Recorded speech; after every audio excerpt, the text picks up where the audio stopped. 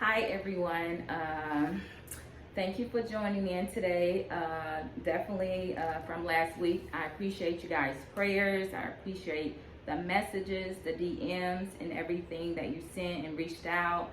And I just, appreciate everything. And thank you guys for listening. Thank you for the motivational texts, the motivational DMs. I really appreciate it. This week, I am doing better. And so today, as promised, I have my first bold guest, Eric here. He's going to be joining me, Treasures by Trees, to talk about the male's perspective. He is a bachelor, ladies. And so he's going to be talking about giving us the male perspective on dating and what he's seeking in a potential mate. He's going to tell us a little bit about himself. And so I'm going to stop talking. And once again, guys, remember, when you go on to watch, make sure you subscribe. They are in red capital letters, but definitely. So we won't waste any time, since I have this guest, bold guest, my first bold guest. And so, very bold. Eric, tell us a little bit about yourself. Well, my name is Eric, as she just mentioned. I'm 49 years old, soon to be 50. Yeah, 50, hey, but it is what it is. I feel good, I'm a country boy that moved to the city. It's a little challenging up here, versus the country, but because you have a bigger playing field. You meet different characters, different people, different personalities, different upbringings, So, Absolutely, and I can definitely being raised in the country as well. It is different when you're in the city and you have a lot of everything, and so you meet all kind of different people, different women, especially in your perspective. Right. Being a bachelor, right. And obviously being very handsome. I'm sure you run across quite a bit of different people, women, and so what would you say? I would ask, when you're looking for a potential mate, what are the things you're looking for in this woman? When I look for a potential mate, I kind of like to dig into her upbringing, how she was raised. Was she in a two-parent home, which that's not really important, but I do want to know, which angle she's coming from, I also look for consistency. If I show interest in her, is she interested in me? How I'm gonna know that is through her consistency. Those are the main things that I try to, key in on and try to figure out, about this potential partner.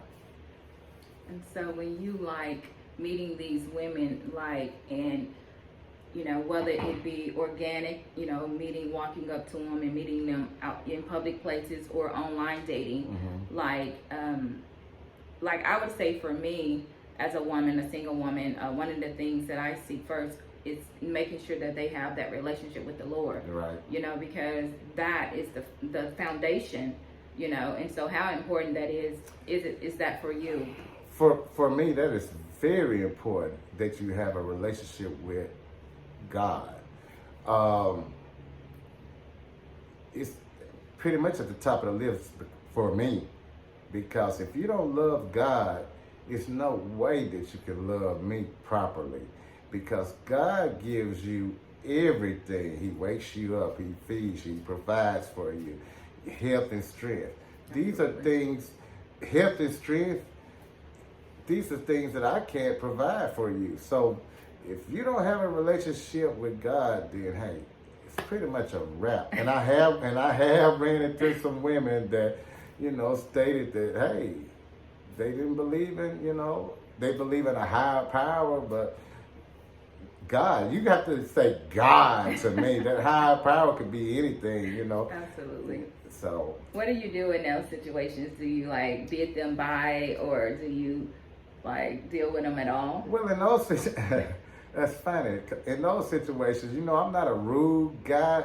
I kind of tend to just back up. Hey, well, let me talk to you later. I got to go feed the dog. I got to go. Oh, it's raining outside. Let me let my windows up on my car. Right quick. So you make excuses to get rid of them. Exactly. And I never, Why not just say, because you're an unbeliever, I'm seeking a woman that has, relationship with the Lord because it's very important to me.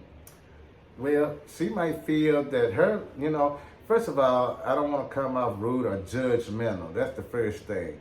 So therefore, she might feel that her relationship and whatever she believes in is equally as important, as my relationship with God. So then therefore, that's my way of, hey, back up, we're not compatible. If you don't hear from me and we're not compatible. Right, so absolutely. Don't take a rocket scientist to figure that out, if you call, I'm going to answer the phone. Right, well, yeah, no response is a response, right? Right, exactly.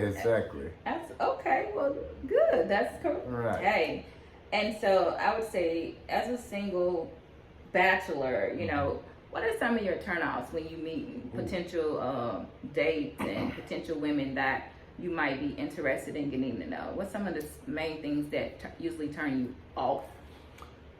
Number one, and this is a city thing that I have to get used to. Being single in the city. Is our very first conversation. She pours on, or they pour on their problems. They can't pay this. They can't pay that. They might need some help with this, or they might need some help with that. Big turn off, Now, had we been in a committed relationship, that's fine. That's what I'm here for, to listen to your problems and we figure it out, one way or the other. But if I'm getting to know you off the bat, you telling me about your problems and you need this paid or that paid, that's a no-go for me, hey. Yeah, that seems like a woman that's looking for a man to pay her bills, or that's exactly what it seemed like, and it's such a, it's a turn off for me, but I do find a lot of that, Yeah, I believe that would be a turn off for most people. Right. Just, them coming with the beginning of the conversation, right. Like saying, I'm, talking about money. What they need. Right. I'm sure that you ladies don't have that problem because I know men don't tell you, Well, let me say, let's go down. So I think I've never met a man that, came at me, talking about money and needing money from me. So I've been blessed not to run into those type of guys, but I do tend to run into guys that, come on. That, what kind of guys you running into? Yeah, I run into all kinds because, as I say, men are visual, right? And so I tend to run into the ones that they have rules. They are, they have their standard of living, which is good. Right. They have their stuff together, which is good. They have this and that and the other. And sometimes they tend to want you to be either follow this set of rules that I have set up, or B, you have to basically check this off, check that, these boxes off. Rules or expectations? Yes, they are. And rules? I agree, but,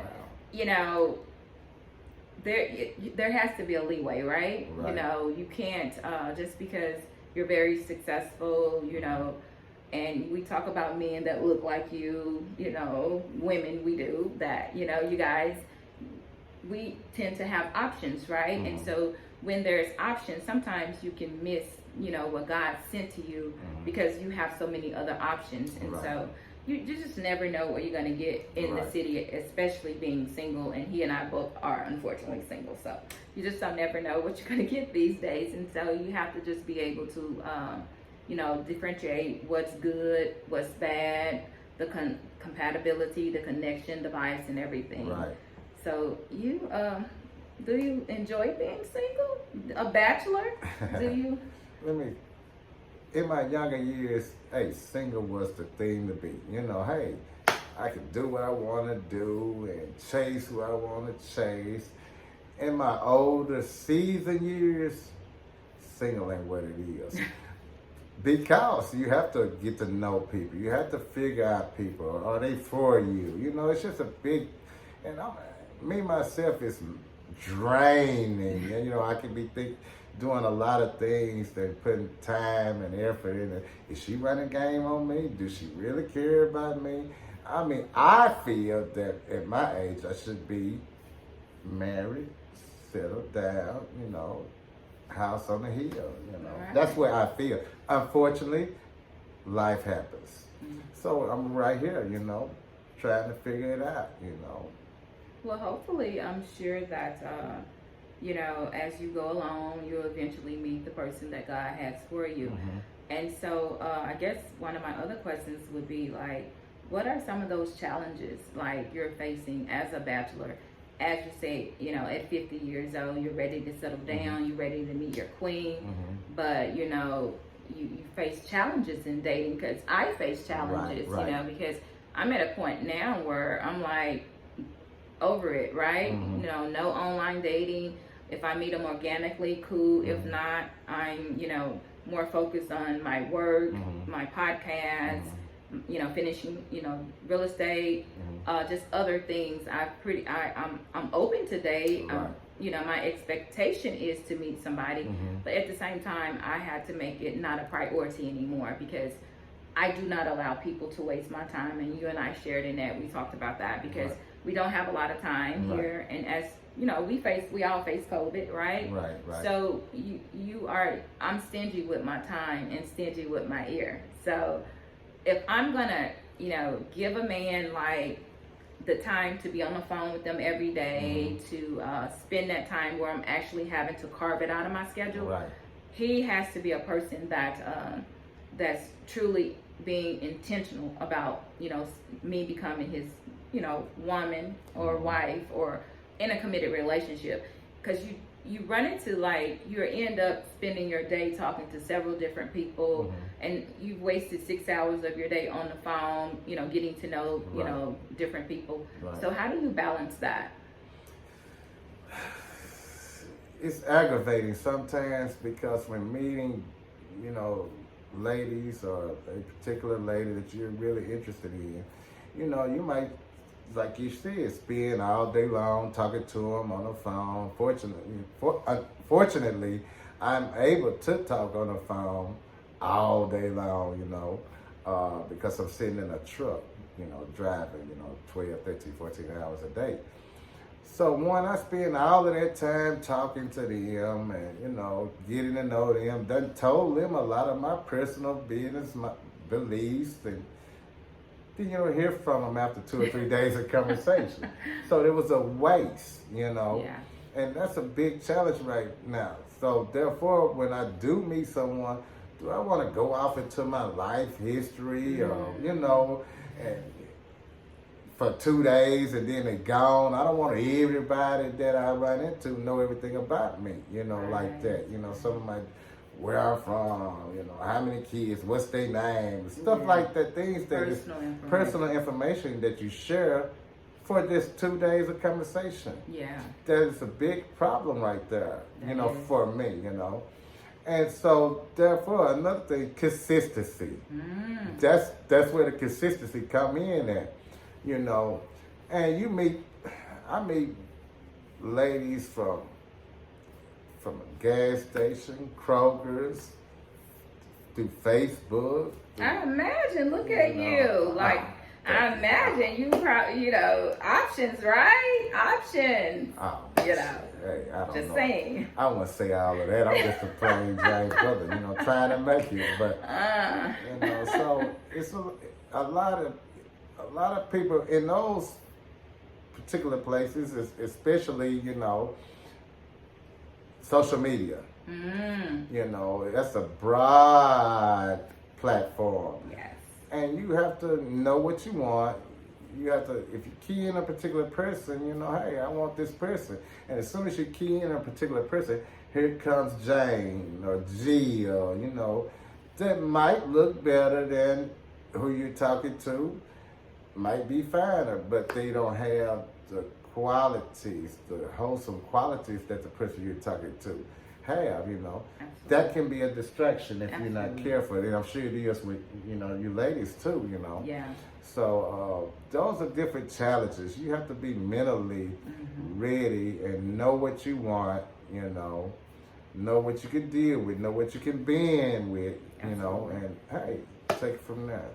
I agree that when you hone in, sometimes you meet a person and this woman have these qualities that line up to what you're seeking in a potential you know, wife. And then as you're getting to know her, you got Susie, Johnny, Susie, all of them just everywhere. They're trying to get at you. They got, you know, big booty Judy. They got, you know, they're, like you said, they look better. Right. And so, you know, if you're not focused on who you are, you know, talking to, getting to know, and this said person, you can easily get distracted by that. And so, you know, for you, you know, for us, that is a challenge, right? So I would say how I deal with that challenge, and I'll let you speak to how. For me, I'll say this. When I was online dating, I found it very challenging. And so one of the things that I always messed up, I will always get the guys confused. And this particular, you know, because, hey, you know, I have a lot of messages, right? And so I'm going to speak on this particular incident because it's very funny, right? I'm chatting with two people, and I'm not really good at online dating. I hate it. It's up for me, but we'll talk about that. And so I'm chatting with two guys at the same time. You know how you're getting the messages and stuff. And they want me to get their numbers. So I wrote the numbers down with their names in front of the numbers. So I'm like, okay, we're going to talk. And so I go to my phone. I put the numbers in my phone, right? Little did I know, I mixed up the names. So I send this guy, Mike, this message. Hi, Mike, this is Catrice. And he was like, oh, no, I'm not Mike. I'm Cedric. And I'm like, wow, because you can't, what is it to say? And plus, I'm very honest. So I'm like, oh, my God, I just mixed you up with Mike. And, you know, he was really, he made it comical. He was like, you know, just forget about Mike. And so I run into that. Did you hear from him again? I did. Because he, you know, he understood that online dating, that you do chat with multiple people. And I'm sharing this because it's very difficult for me to be able to chat with several different people, guys, at the same time, and get to learn a little bit about them. So I've faced those challenges, and it's very hard. And now, like, I can't online date. Like, I'm not on any platforms. I am completely exhausted. I'm exhausted. You say online dating, but see, online dating, everybody has a form of social media, whether it's IG, Facebook, and people use those platforms as dating also. And hey, you know, you never can tell, you know, you might get a hot message, you know. Oh, I get a lot of them. My DMs always, you know, blowing up, but at the same time, I can imagine. it comes back to having that time, you know what I'm saying, to be, you know, because you don't know these people, right? And like you said earlier, you get to know them, you start sharing personal information. And what I'm running into, you know, I'm sharing things because, you know, and people judge you. They judge you on things that you share in a safe space with them. And so it makes you not want to share as much. It do. And then therefore, you know, that could be a problem when getting to know somebody, you know, that, you know, they ask questions. They might be genuine, you know, that, you know, ask the questions of trying to find things out about you. But you went through a couple of bad apples to where, hey, you know, you don't really want to open yourself up like that, you know. That's one of my problems, you know, that, hey, I'm not quick to open myself up like I was in the past, you know, because it was a waste, you know. I don't want every Jill and Jane to know my business like that. So, I mean, it could be challenging to the lady that's trying to get to know me. Absolutely. But consistency and knowing what she wants I feel that she's gonna be hang in there, and eventually, you women have it. Y'all got a way of cracking safes and stuff. So therefore, you'll crack. You'll ask questions different ways, and you'll get what you want. If you're serious. Yeah, if you're serious. And so, I guess my last question would be, for time purposes, like, when you've shared and like you said, sometimes it's hard to open. Guys, I'm finding it very challenging for them to open up and allow, some men say, I want a wife, I'm looking for my mate, but they have the wall up, right? They, we talked about the gate. You let people in and out the gate, you let the bad out, you let the good in.